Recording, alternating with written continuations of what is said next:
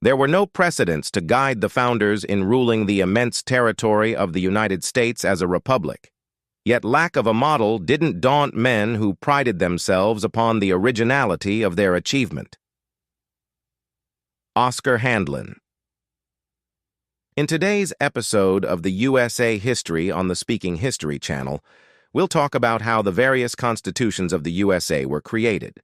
We'll also dive into the key personalities involved in this process and the upcoming challenges, including the disagreements between the Anti-Federalists and Federalists. After gaining independence, Americans faced the challenge of creating a new form of government that would drive their economy and secure their position in the world.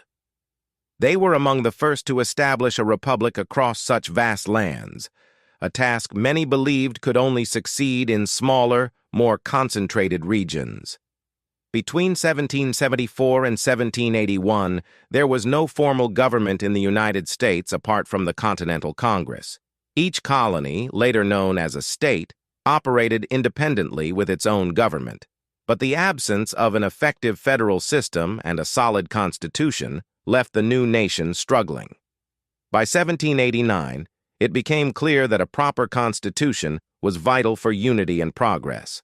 From 1774 to 1784, no central government existed in the U.S. except for the Continental Congress. This body wasn't a true government, lacking regular structures like legislature, executive, and judiciary branches. It was mainly formed to lead the revolution and remained independent of British control. Delegates from the rebellious colonies met to discuss their next steps and coordinate the war effort. The Congress, though not entirely powerless, managed some key functions like issuing bills of credit, organizing a postal system, raising a continental army, and appointing George Washington as commander-in-chief. It also made significant decisions, such as declaring independence, conducting war, and later negotiating peace. While the Congress primarily dealt with foreign affairs and military matters, the states handled other governance issues on their own. State governments. Despite the collapse of British authority, the colonies were not left without government. Most states, except Rhode Island and Connecticut, adopted new constitutions.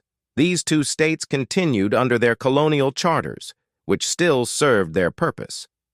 The other colonies followed the Continental Congress's advice and formed new governments. Massachusetts, for example, renamed its House of Representatives as the Provincial Congress and organized a state government.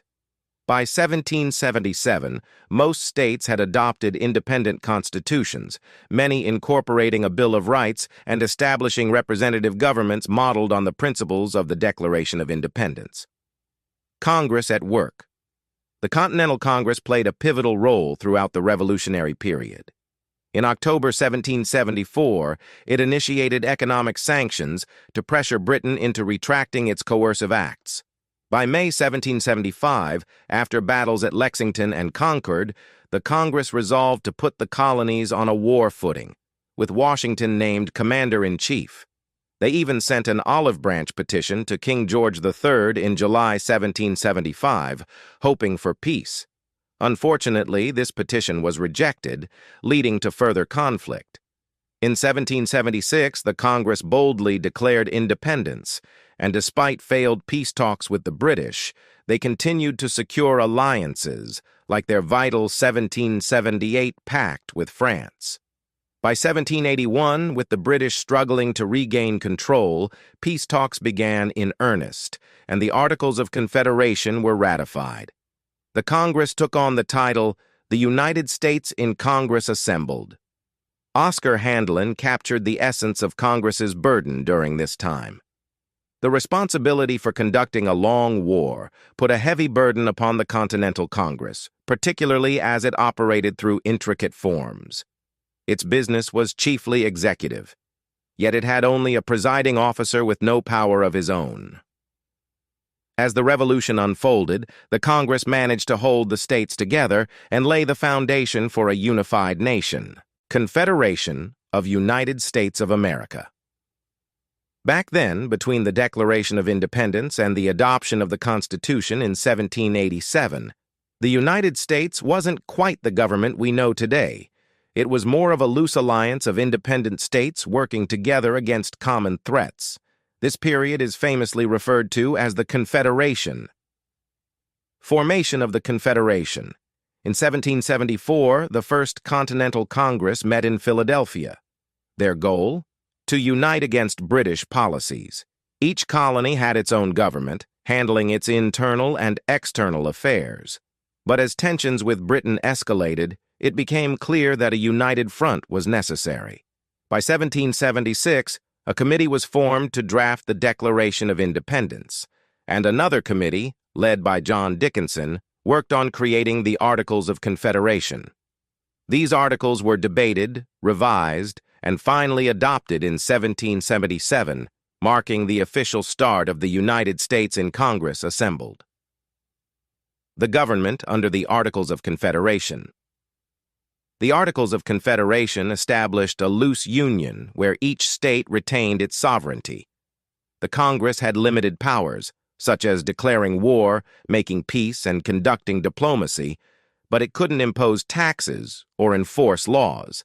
States were responsible for raising their own militias and contributing funds to the central government. This setup, while a step forward, was far from perfect. Defects of the Confederation. Several flaws became apparent, leading to the eventual replacement of the Articles with a new constitution. Some of the key issues were no effective executive authority. The President of Congress held little power, and there was no strong executive to implement policies, no national judiciary. Without a national court system, congressional laws couldn't be enforced uniformly. Weak organization of Congress. Congress consisted of just one house, with each state having a single vote. Important decisions required the consent of 9 states, making it difficult to achieve progress. Financial limitations. Congress couldn't levy taxes, leaving it dependent on the states for funding. This led to severe financial crises, even affecting soldiers' pay during the war. No power over trade. Congress couldn't regulate trade or commerce, resulting in economic chaos as states competed with each other. Lack of law enforcement. With no police or army under its control, Congress was powerless to maintain order within the states. As time passed, it became clear that the Confederation wasn't sustainable. The weaknesses in this system alarmed many influential figures, who began advocating for a new, stronger constitution, one that could truly unify the United States. Ratification of the Articles of Confederation. When the War of Independence began, it quickly became clear that the new country needed a unified system to manage the revolution and later govern itself. By July 1776, the committee had submitted the Articles of Confederation to Congress, but they faced major obstacles. Despite adopting the measures a year later, the Articles couldn't be implemented until every state ratified them, a process that dragged on until February 1781. Congress officially formed on March 2, 1781. What caused the delay? Voting dispute. Larger states wanted votes to reflect population size, but smaller states pushed for equal voting rights, fearing they'd lose influence. In the end, equality won out, and all states received equal votes. Financial contributions. Smaller states resisted contributing the same financial resources as larger, wealthier states. Benjamin Franklin argued for equal contributions, linking it to equal voting rights. A compromise was reached where states would contribute based on land value, though this plan wasn't fully realized. Trade regulation. New Jersey delayed ratification, unhappy that Congress lacked power over foreign trade. However, they eventually joined the Union for the greater good, despite their concerns.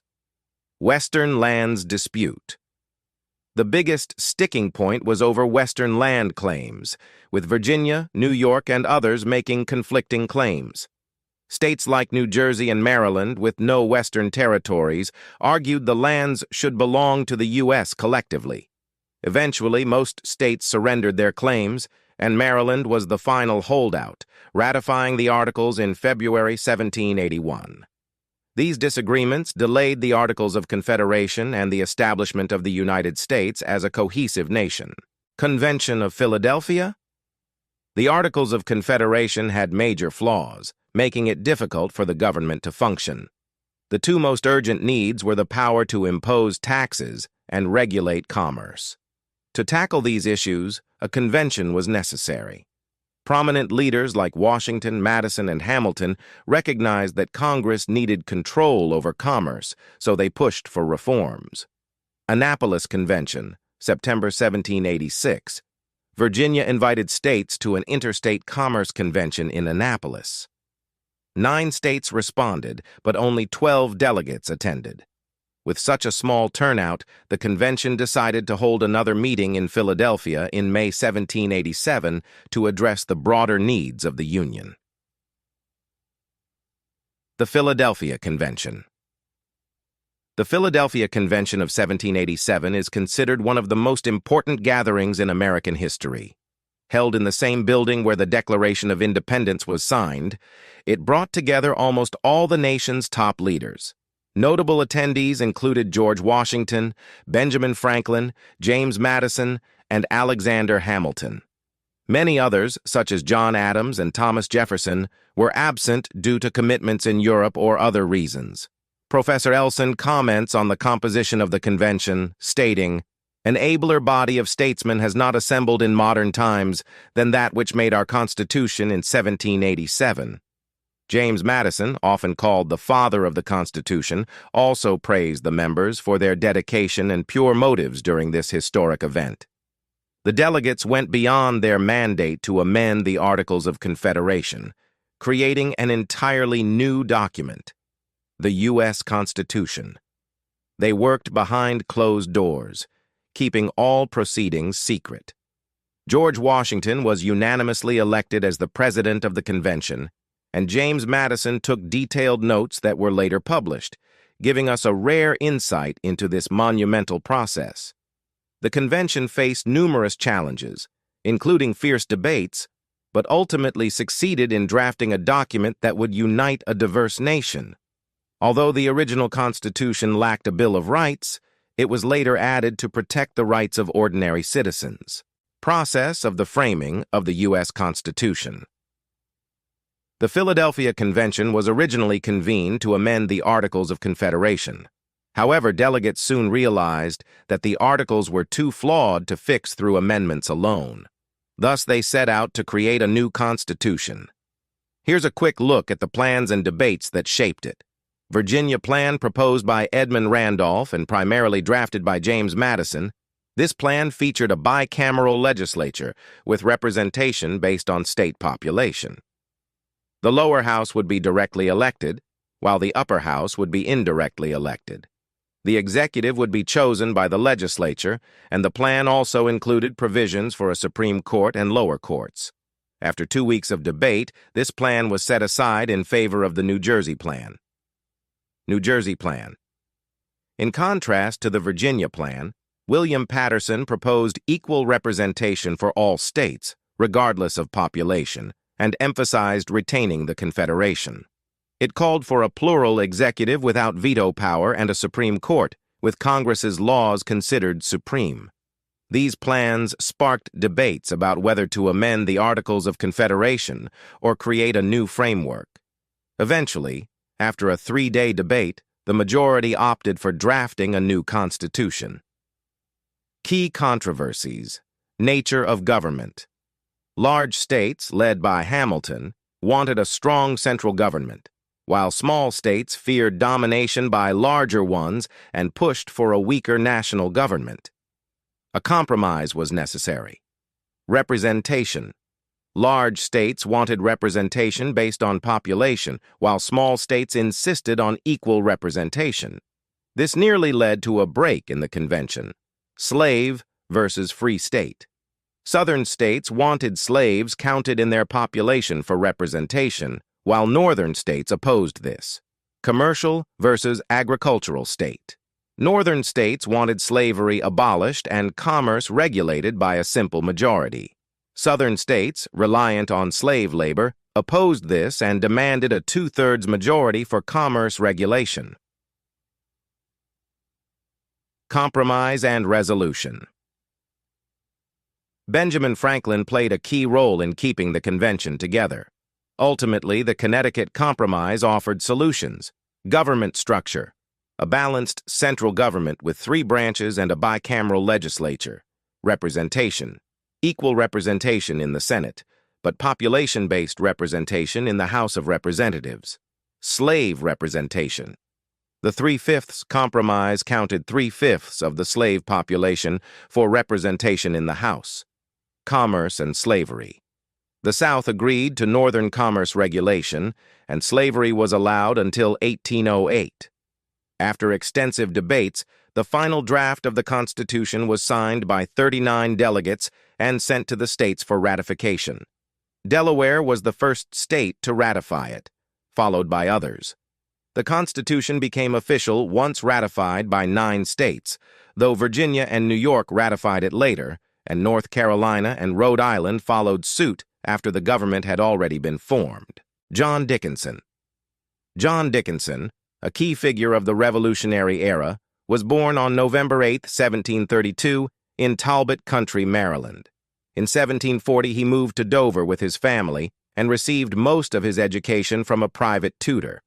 Later, he studied law in Philadelphia and continued his education at Middle Temple in London. After returning to Philadelphia in 1757, he quickly established himself as a prominent lawyer. Dickinson entered politics in 1760 when he was elected to the Delaware Assembly. He also served in the Pennsylvania Assembly from 1762 to 1767, and again from 1770 to 1776. Although he saw British policies as unfair, Dickinson held on to the hope of reconciliation with Britain until the last moment.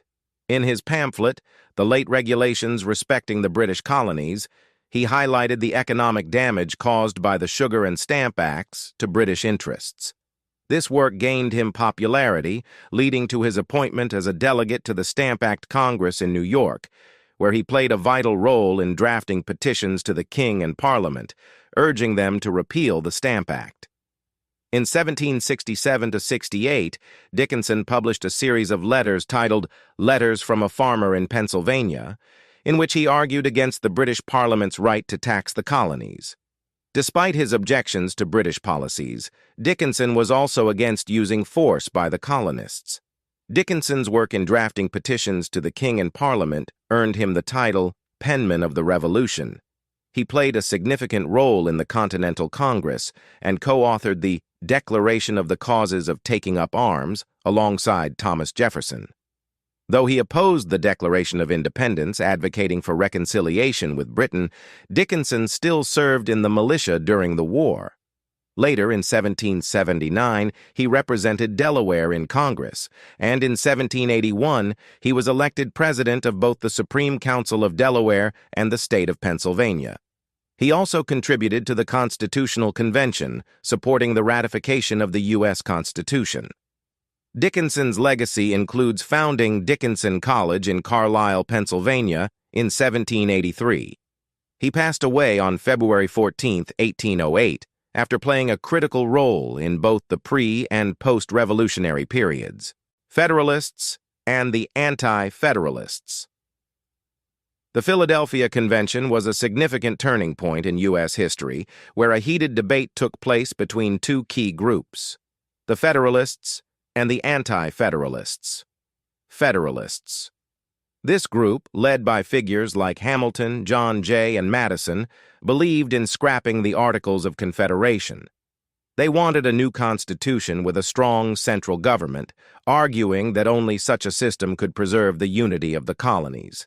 Their supporters were primarily from the wealthy and propertied classes in cities and coastal regions. The Federalists were firm believers in governance by elites, viewing common people as unfit for political power. Anti-Federalists. On the other hand, the Anti-Federalists, who would later become known as the Democrats, stood as defenders of liberty and democracy. Leaders like Henry Lee, Patrick Henry, and Thomas Jefferson voiced concerns over centralized power, advocating instead for state sovereignty. They were skeptical of entrusting power to a select few and had faith in the common man's ability to participate in government.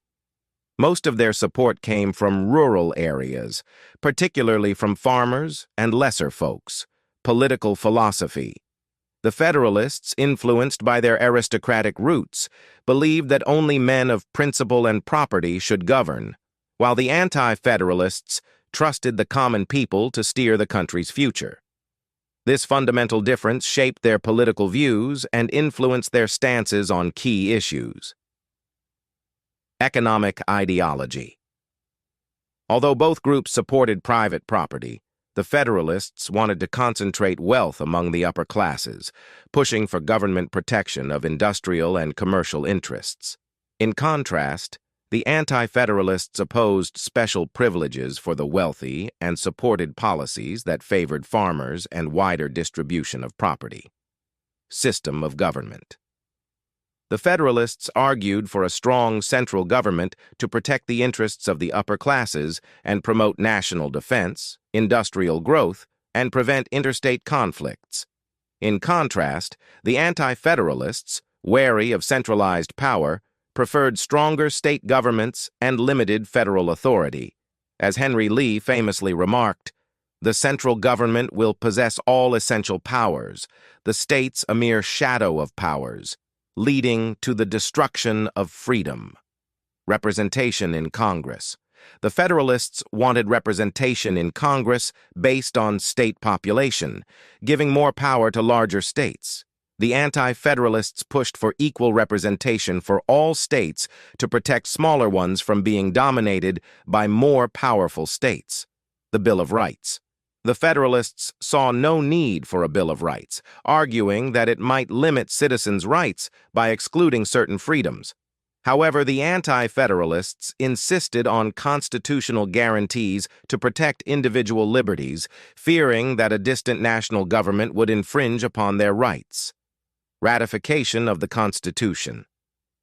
The Federalists were determined to secure the ratification of the Constitution as quickly as possible, while the Anti-Federalists, despite their efforts, couldn't mobilize enough opposition. The Federalists' strategic use of public opinion through articles in the New York Times helped them win favorable votes in state conventions. Ultimately, both the Federalists and Anti-Federalists shaped the final Constitution. While the Jeffersonian movement influenced American ideals, the Federalists' emphasis on efficient organization and business expansion led to national wealth and power. As Professor Parks noted, without the Hamiltonian emphasis on efficient organization and business expansion, the United States would not have achieved its high standard of living. Thank you for watching, friends. If you enjoyed this video and want to learn more about history, don't forget to subscribe to our channel, Speaking History.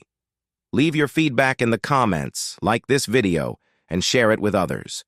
Your support helps us create more insightful content for you. Stay tuned for more.